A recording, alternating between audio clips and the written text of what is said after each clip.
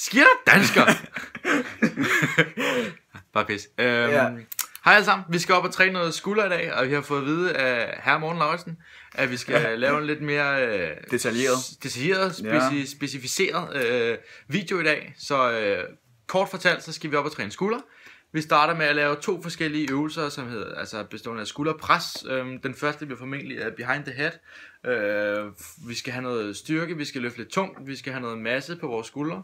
Og det samme gælder den næste øvelse, som bliver formentlig en dumbbell press, hvor vi kører knap så mange sæt. Vi kører nok 5 sæt af den første og 3 sæt af den anden her. Også igen for at få noget styrke, noget overall styrke og noget vækst på de skuldre her. De skal vokse. Ja. Lidt tage sammen. Så kører vi bagefter noget lateral raises til siden af skulderen, hvor vi nok kører 4 sæt af 10-8 stykker. Og så derefter noget bagskulder. Finder ud af hvilken øvelse, vi skal nok vise jer det.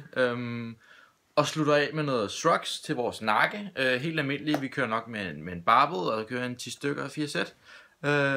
Så vil vi gerne formentlig noget mave til sidst, måske noget læg. Det finder vi lige ud af, det skal vi nok vise jer op. Noget mave også. Vi kommer til at forklare lidt omkring øvelserne her senere, men nu har vi taget vores pre-workout og er pænt pumped, så vi skal bare afsted. Så ses. Og det her, det er dedikeret til herre Morten Lauritsen. Ja, tak. Ja, ses dernede. Som den kloge nok har observeret nu, så er det ikke helt behind the neck, vi kører. Den var ikke ledig, så vi valgte lige at improvisere lidt.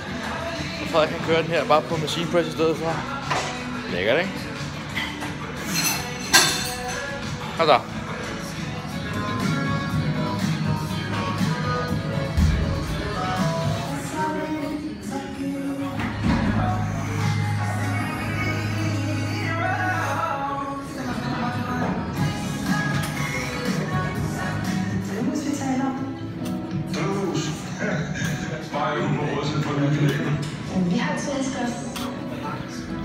Som min storebror ikke lige kunne fortælle jer før, så lavede vi en pyramide sidste gang med 5 sæt, og så kørte vi fra 12 og så hele vejen ned til 6 reps. Så nu ved I det. Og nu kører vi skulderpres, dumbbells i stedet for, og der kører vi hvad? Så kører vi 3-4 sæt. 3-4 sæt. Vi kører et sted mellem 4-10 reps. 4-10 reps, så vi får det tunge og samtidig også lidt definition.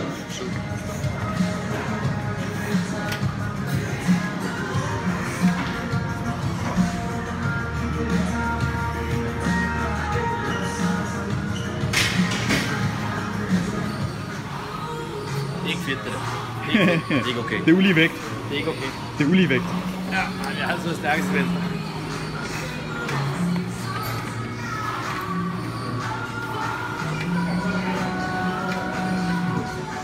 Det vi kører nu, det er de før omtalte lateral raises til siden af vores deltoid, vores skuldermuskel. Jeg kører min Steve Cook style. Steve Cook style, lille shoutout til Steve Cook. Swole Nation. Jeg kan ikke forklare, hvorfor at det lige pludselig er bedre, og Steve Cook kan garanteret forklare, hvad jeg kan. Jo, jeg ved det godt. Det er fordi, at den rammer mere den inderste ting her, i stedet for når du laver almindelig lateral raises, så rammer den sådan det hele også lidt det her i år. Men når du laver den på den måde, hvor at du holder håndvægten sådan der hele vejen op igennem hele øvelsen, så rammer det mest kun i midten.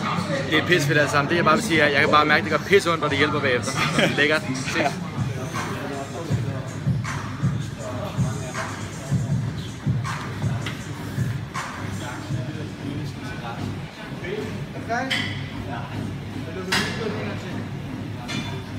Nu kører vi sidste officielle skulderøvelse.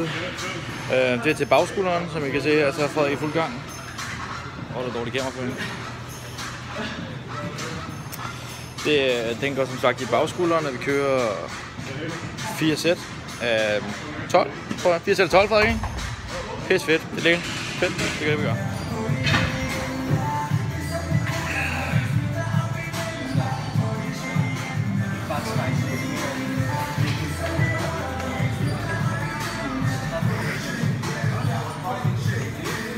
Så er jeg nået til sidste sæt på bagskulderpartiet her.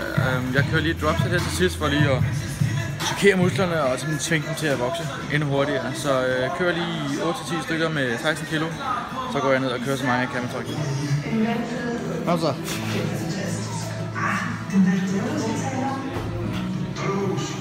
Okay, nu skal vi lave shrugs. Heavy shrugs. Lige til tyrenakken. Morten, bare en lang stang. Ja, Morten. Husk Husk det. Den lange stang, den kender du. Og hvor mange skal vi lave? Vi skal lave 4 sæt af 10. 4 sæt af 10. Simpelt. Ikke noget med supersæt, ikke noget med drop sets. Meget nemt. 4 sæt af 10. Yes. Vi skal bare have noget vein action. Vein-sporten, det er sådan noget, man får, når man er rigtig, rigtig sej. Det er sådan noget, når man har trænet. Når man har trænet. Jeg ved, du har prøvet det før, men ikke så mange gange. Ja, let's go.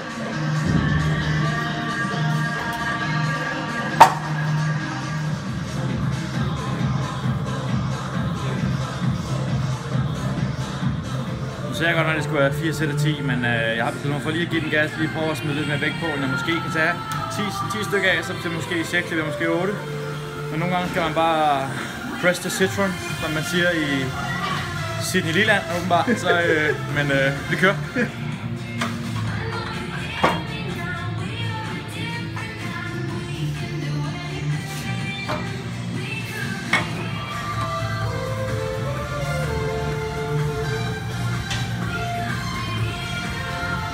Så er det tid til at lave noget mave.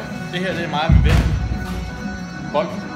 Vi skal lave 2 øvelser. Jeg skal lave noget til den nedre del af maveregionen, og jeg skal lave noget til midtsektionen. Jeg kommer til at vise jer øvelserne. Det er meget simpelt, det er meget hurtigt. Det er bare for at jeg får lavet lidt mave, selvom det er vintertid. Så yes.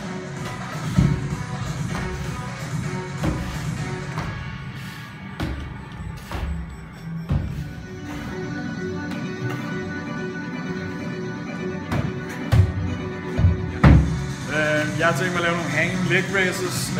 Fedt. Altså, og ikke bare lige op i luften, helt op og ramme lige sætterne. Gymnast.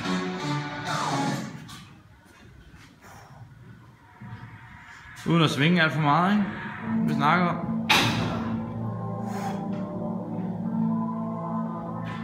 Camilla laver sjov med bold. Det er bare kun en halv bold, det er pissvært. Stuntman. Det er også kaldet alternativ dans. Det var så det. Det var lidt meget surt. Jeg er rigtig glad. Det var så det for i dag. Vi håber, I har nydt os med. Specielt dig, Morten. Ja, husk nu, Morten. Prøv det. Til alle jer, der ikke hedder Morten Lauritsen, vi håber også, I har nydt det. Ja. Vi håber, I har kunne overskue, at vi lige har drillet Morten lidt. Det her, det er til alle sammen. Også de jer, der hedder Gregor. Så nu er vi færdige. Vi håber, hvis I har nogle spørgsmål, skyd løs endelig. Det er jo vores anden video på The Latin Viking eller vores YouTube. Meget højt.